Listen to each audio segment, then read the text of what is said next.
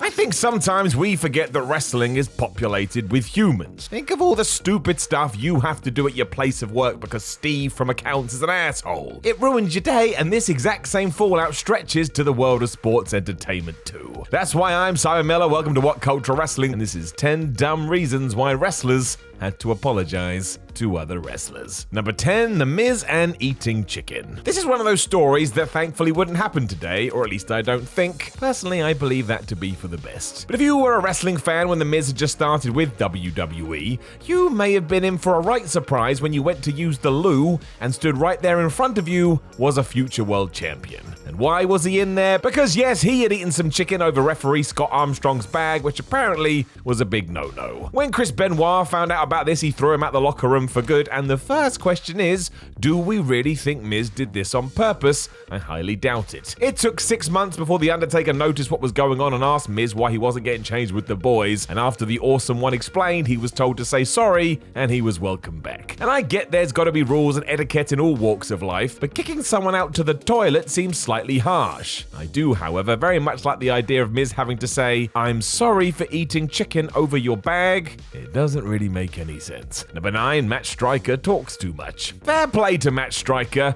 He has admitted during interviews that when he's nervous, he does tend to over-talk. That's just how he deals with his anxiety of meeting new people. Unfortunately, one of these individuals at one stage of his life was JBL, and Bradshaw decided it was too much. The punishment? Wrestlers caught. Feeling like he would rather not do this, Striker went to Shane Helms for advice. The Hurricane suggested he apologize and then give a load of alcohol and gifts to JBL, The Undertaker, and Booker T, and for some reason, Matt didn't do this. That made the situation even worse, meaning so far Striker hadn't really done anything, but was getting in deep. Things exploded when Bradshaw called Striker down from his hotel room and told him to meet him in the bar, and apparently it was there where Matt had enough, so he stood up for himself. I guess JBL was impressed with his moxie because that was that. The situation was dead. Number 8, Muhammad Hassan no Cell Sgt Slaughter. It is back to Wrestlers Court next, which, as I'm sure you've guessed, will be a recurring theme. Let's jump in a time machine and go back to 2005, though, where on the 31st of January episode of Raw, Muhammad Hassan beat Sgt Slaughter. It didn't last more than 3 minutes, it was mostly a squash. I don't think any fans took much notice. Due to some folk backstage not particularly liking Hassan's push, though, they decided this was disrespectful to the veteran and wasn't on. They grabbed Muhammad and put him in front of the court and told him he had to say sorry to Sarge and admit he was being arrogant. So yes, WWE told him to have this match.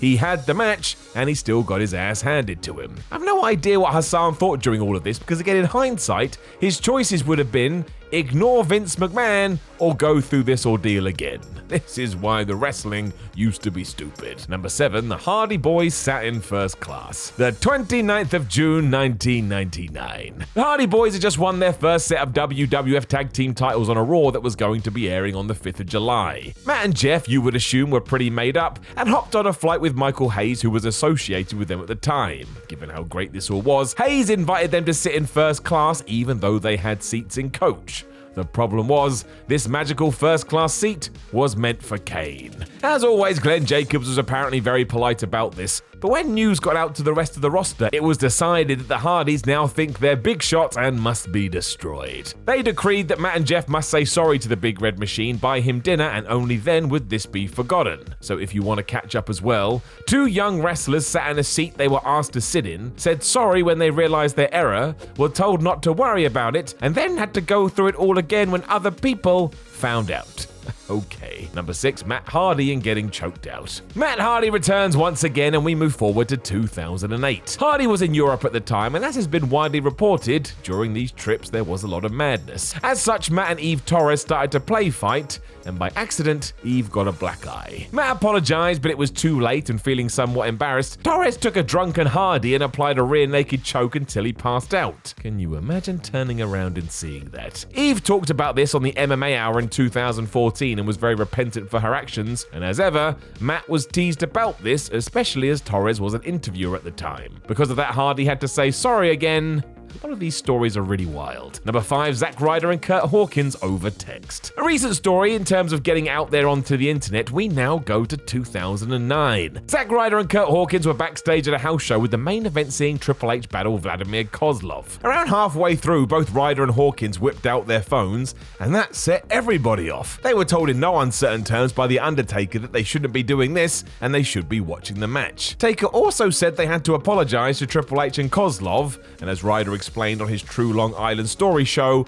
it was especially difficult with Vladimir because he couldn't understand what the problem was. Or in short, he didn't care. Zack also said the game didn't really give a hoot about this either, but there were ramifications for it. Soon after, Hawkins and Ryder were split up as a team, and as Matt Cardona would go on to speculate, he doesn't think this was coincidence and may have been part of their punishment. Number 4, Mick Foley goes to a theme park. Mick Foley loves himself a roller coaster. In the late 90s, Mick was riding the roads with Al Snow and Hardcore Holly, and after convincing Holly to ditch his own rental car because Foley and Snow said they'd pick him up, Hardcore agreed.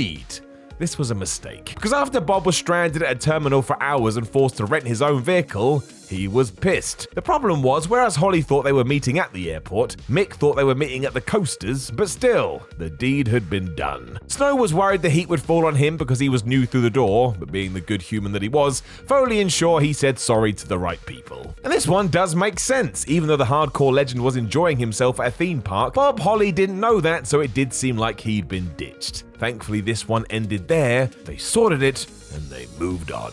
Number 3, Goldust doesn't drink. Anytime The Undertaker does an out-of-character interview, we all lose our minds. It's still quite novel given that he didn't do them for 30 years, so getting to hear his thoughts on the business is just fascinating. This was the same when he appeared on Ariel Helwani's show in 2020. A particular story that caught people's attention was when it came to Dustin Rhodes. He had just re-signed with the company as Goldust in the mid-90s when he joined Ron Simmons, Bradshaw and others at the bar. Simmons himself was new to the WWF, so was buying drinks for everybody, which is why he wasn't best pleased when he saw Rhodes tossing the shots over his shoulder rather than drinking them. This was deemed unacceptable, and as Taker recalled, Goldust had to be taken to task for that with an apology to the dead man, and a ban from going to any clubs or bars until the powers that be decided that he could. Again, there is some logic here. He was essentially throwing somebody else's money away, but I would guess a quick conversation could have sorted it. Number 2, Edge and Christian make friends with creative. Back to Bob Holly now, because it turns out one of his biggest pet peeves was young wrestlers befriending the WWF creative team. So in 2000, when Edge and Christian did just that with head writer Brian Gewirtz and even gave him some action figures as a gift, well, the end was nigh. Simply put, the rest of the roster thought this was them buttering up with the right people, and it wasn't long before Edge and Christian were pulled in front of wrestlers' court. They tried to explain that Brian was just their buddy, but that wasn't going to work. So again, the Canadians had to buy some Jack Daniels for The Undertaker, a crate of beer for JBL,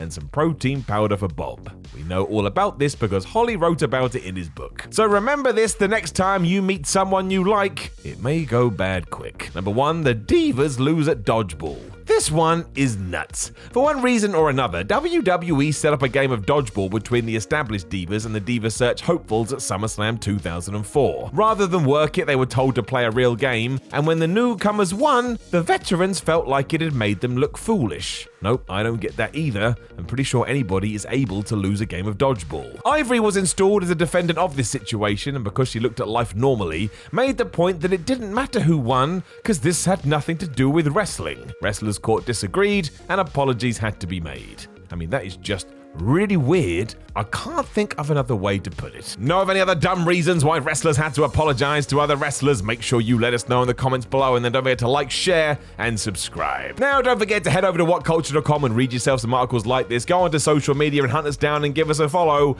And if you're enjoying this content, please do click another video on the screen right now. We all appreciate it. My name is Simon from What Culture, and never forget, it's alright to be bald. And I'm only saying that because I don't have any hair.